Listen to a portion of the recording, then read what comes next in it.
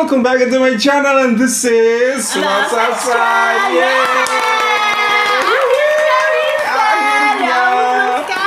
Yes, I can bring her back here, guys. Wow, Mistika kemarin banyak banget yang bertanya kenapa Mistika 1 minggu nggak hadir di channel Bot Sastra. And I told them that kamu sedang ada seminar proposal. Gimana tuh Mistika? Alhamdulillah seminar proposal kemarin itu sukses. Alhamdulillah, diterima. Jadi finally. Mohon doanya untuk kelancaran dan kemudahan saya untuk melakukan penelitian ya, Mister. Jadi biar semuanya cepat selesai. Betul. Di samping canda tawanya Mistika, suara tertawanya yang tapi dia adalah seorang yang memiliki mimpi besar, Masya Allah, luar biasa. I'm big fans of you, Mistika. Terbalik, aku yang ngefans sekali sama kamu, Sastra. Oke, Mistika, hari ini sebuah video akan kita reaksikan, Mistika, yang sangat happening banget dan sesuai banget dengan saat ini, yaitu sedang musim haji di sana, yaitu di Tanah Suci Mekah. Nah, ternyata ada sebuah video yang sangat menarik banget untuk kita bahas bersama-sama. Kita tidak untuk mencari kelemahan, tapi untuk belajar satu sama lain sehingga bisa lebih baik lagi di masa mendatang. Nah, ada sebuah video menarik nih, Mistika. Inilah perbedaan pola pembagian kartu nusuk Indonesia dan kartu nusuk Malaysia. Kartu nusuk? Nah, aku juga nggak tahu pada saat ibadah haji. Kartu nusuk itu apa? Kamu tahu nggak kartu nusuk? Nggak tahu. Aku di benak aku kartu nusuk tuh biasanya untuk pemilu ya, pemilihan umum. Itu kartu tusuk. Kartu tusuk.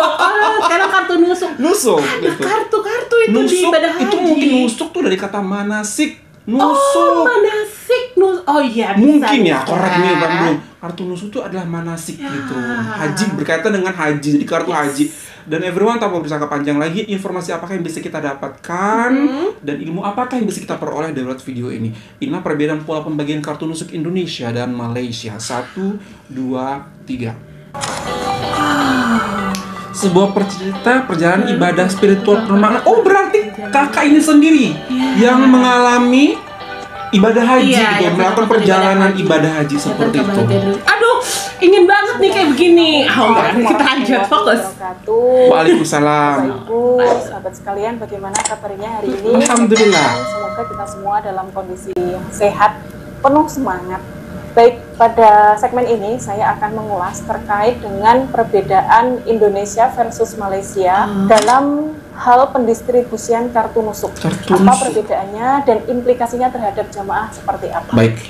Baik, pada musim haji tahun 2025 ini ya, Bapak Ibu, itu ada banyak sekali perubahan ya, termasuk kebijakan dari pemerintah Arab Saudi yang memperkenalkan kartu nusuk sebagai bagian dari digitalisasi pelayanan haji. Kartu nusuk sendiri, sebagaimana kita ketahui bersama, itu adalah identitas digital resmi jemaah haji yang diluncurkan oleh Arab Saudi. Fungsinya ada banyak sekali, tapi yang utama fungsinya itu adalah sebagai akses untuk masuk ke lokasi-lokasi utama seperti Masjidil Haram ataupun ketika puja haji, Arafah, Musdalifah, dan Mina. Nah, selain itu, kartu nusuk ini itu adalah bagian dari sistem keamanan karena di kartu itu menyimpan data biometrik dan visa jamaah haji. Tanpa kartu ini, jamaah akan beresiko tidak bisa menggunakan layanan resmi dan terdata di sistem keamanan Saudi. Namun, tahukah kita ada perbedaan besar antara bagaimana Malaysia dan Indonesia menangani pendistribusian kartu nusuk ini? Dan dampaknya ini sangat terasa sekali dirasakan oleh jamaah haji baik di Indonesia ataupun Malaysia. Kita akan membahasnya satu persatu. Di Malaysia gitu ya, lembaga tabung haji. Jadi lembaga tabung haji ini adalah lembaga yang mengkoordinir pelaksanaan ibadah haji. Nah, pada April 2025, lembaga tabung haji Malaysia itu mendapatkan otorisasi dari pemerintah Arab Saudi untuk mendistribusikan kartu nusuk langsung di Malaysia sebelum keberangkatan jamaah. Jadi pembagian kartu nusuknya di Malaysia itu di tanah airnya. Distribusi dilakukan terpusat hanya di satu titik, yaitu di Movenpick Hotel and Convention Center KLIA. Dan hasilnya apa Bapak Ibu? Prosesnya tentu lebih rapi dan efisien. Jamaah lebih siap. Satu pintu berarti ya? Jadi begitu tiba di Tanah Suci, mereka sudah tidak dipusingkan dengan kartu nusuk lagi. Dan yang penting ini, tidak ada antrian panjang atau kebingungan saat tiba di Tanah Suci. Nah, Malaysia itu adalah negara pertama di dunia yang dipercaya menangani proses ini secara mandiri. Bagaimana di Indonesia? Sementara itu ya, di Indonesia kartu nusuk itu baru dibagikan setelah jamaah haji tiba di Arab Saudi, baik di Madinah ataupun di Mekah. Dan dengan lebih dari 220.000 jamaah gitu ya, distribusinya itu menyebar di banyak hotel dan tidak di waktu yang bersamaan. Karena kan bergiliran ya, masuk ke Arab Saudi. Berkloter. Dan apa yang terjadi Bapak Ibu, hal ini akan menyebabkan antrean yang panjang. Karena di satu hotel itu kan banyak sekali jamaahnya, antrean yang panjang. Dan yang lebih kasihan lagi, banyak jamaah lansia yang akhirnya kelelahan. Ya Allah. Di kalangan jamaah haji bahwa pengambilan kartu nusuk ini tidak bisa diwakilkan. Jadi tidak bisa diwakilkan ke keluarganya atau tidak bisa diwakilkan ke keluarganya. Jadi emang jamaah haji yang bersangkutan sendiri yang harus mengambil. Ini tentu sesuatu yang cukup berat ya, terutama buat jamaah haji yang lansia. Betul, lansia tuh udah lanjut usia ya guys. Untuk mendapatkan kartu nusuk. Ketidaksiapan petugas karena keterbatasan waktu dan sumber daya.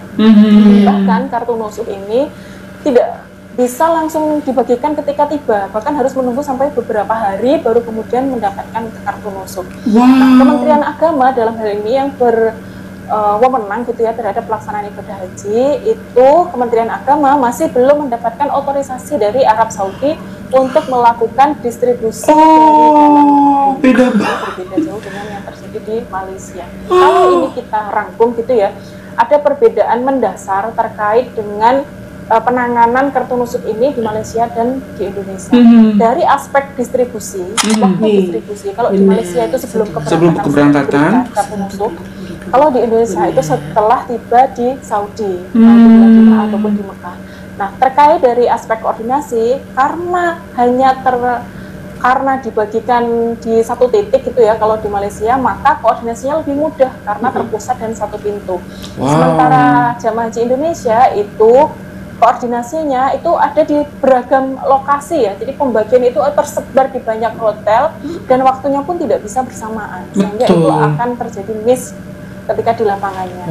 Sayang banget. Bagaimana dari aspek kemitraan? Kalau di Malaysia itu mereka sudah diakui dan diotorisasi oleh Saudi sehingga dipercaya untuk membagikan kartu nusuk ini. Rugi banget nih. Sementara di Indonesia kita belum memiliki otorisasi yang sama. Kenapa ya?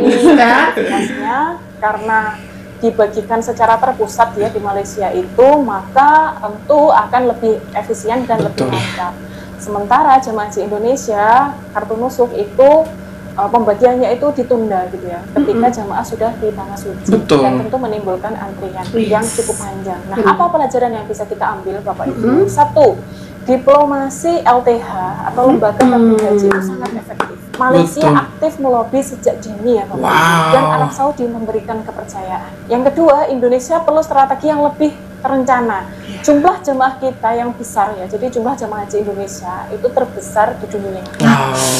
Justru membutuhkan sistem yang modern dan digital ready. Itu dia. Distribusi keberangkatan jauh lebih aman dan nyaman, karena jemaah tidak kelelahan dan bisa lebih fokus beribadah. Refleksinya apa Bapak Ibu? Sudah saatnya Indonesia meningkatkan koordinasi antar lembaga, kesiapan infrastruktur digital, dan kemampuan diplomasi internasional dalam urusan haji. Mengingat jumlah jamaah haji kita itu adalah terbesar di dunia. Tidak ada salahnya kita belajar dari Malaysia yang berhasil menyederhanakan proses demi kenyamanan jamaah. Subhanallah. Harapannya pada musim haji mendatang, kartu nusuk bisa dibagikan sejak di tanah air, dan Indonesia bisa menjadi contoh pelayanan haji terbaik di dunia.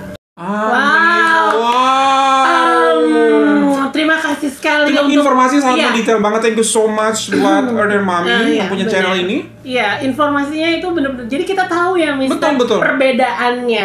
Perbedaannya dan alasan kenapa berbeda. Dan jadi pertanyaan juga loh. Betul. Pertanyaannya gini, Indonesia sebagai jumlah jamaah haji terbesar di dunia. Betul. Tapi kenapa untuk fasilitas satu nusuk ini itu tidak dipercaya? Betul. Menyedihkan loh, Mister. Ya istilahnya udah terbesar di dunia, tapi belum dipercaya juga. Belum dipercaya Nah itu makanya mestinya jangan pernah percaya pada sebuah quantity. Jangan percaya pada sebuah jumlah atau angka. Percayalah pada kualitas.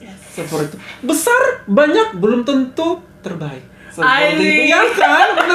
Bener banget loh. Banyak kan istilah kecil-kecil cabai rawit atau Malaysia kecil-kecil cili padi seperti itu kan. Nah, itu merupakan sebuah indikasi besar numbernya, besar jumlahnya itu belum tentu dia yang terbaik dan dia yang dipercaya gitu. Ngapain dipercaya kalau belum bisa dirasa bisa akan bertanggung jawab atau mengaplikasinya dengan benar, Mistika, seperti itu. Dan lagi Mister, bayangin dong, aku ngebayangin ya para jamaah haji itu ya, jamaah haji Indonesia mau datang, mau khusyuk ibadah, tapi ternyata masih harus diribetkan dengan masalah-masalah pembagian kartu nusuk. Itu memakan waktu, harus ngantri, dan otomatis pasti akan spending more energy juga pastinya. Dan pasti menghambat kayak misalnya aktivitas yang lain ya. Betul. Seharusnya waktu di sana tuh kita bisa sudah fokus sampai di Arab Saudi. Udah bisa langsung fokus set mau ngapain saja untuk kita beribadah, rencananya sudah ada rundown-nya semua. Ternyata nyampe sana belum bisa untuk beribadah, Mistika. Karena apa? Karena kita belum mendapatkan kartu nusuk. Kalau belum mendapatkan kartu nusuk, belum boleh masuk ke Masjidil Haram. Belum boleh mungkin keluar daripada hotel. Kenapa? Karena belum ada keamanan. Belum ada kartu identitas. Seperti itu. Jadi itu merupakan digitalisasi daripada identitas diri dan pengamanan kita seperti itu. Dan ternyata jangan ngomongin jumlah yang aku bilang tadi, tapi ngomongin kualitas. Bagaimana tabung haji ini kita ngomong dari kapan tahu, Mistika? Bagaimana Arab Saudi sudah sangat percaya dengan tabung haji yang dikelola oleh Malaysia. Sistem haji yang dikelola oleh Malaysia. Dan memang sudah berkali-kali kita juga review ya, Mister, di mana tabung haji ini menjadi kiblat, kiblat penanganan sistem haji untuk negara-negara. Seperti itu. Wow, luar biasa Malaysia. Congratulations dan sangat beruntung para jemaah haji Malaysia memiliki tabung haji di mana bisa memfasilitasi, memberikan kenyamanan kepada para jemaahnya untuk bisa beribadah dengan khusyukan juga, menjamin khusyukan beribadah. Bayangkan Mistika, ketika misalnya kita udah tua, itu perjalanan ke sana pun nggak sebentar, Mistika. Dari Indonesia ke Arab Saudi it takes hours. 9 hours. Buat kita yang muda aja tuh kita sudah sangat cukup lelah. Apalagi mostly yang berangkat haji tuh kan orang tua, nenek-nenek, kakek-kakek seperti itu. Udah sangat capek di perjalanan sampai sana, mungkin inginnya istirahat, tapi belum bisa ngapa-ngapain juga, Mistika. Harus menunggu kartu nusuknya tiba. Kenapa? Karena Indonesia belum dipercaya untuk membagikan kartu nusuk secara mandiri di negara mereka masing-masing. Kenapa tidak dipercaya? Mungkin seperti itulah, Mistika. Banyak kejadian-kejadian. Bahkan kemarin kita bilang visa daripada Indonesia juga di-ban untuk haji.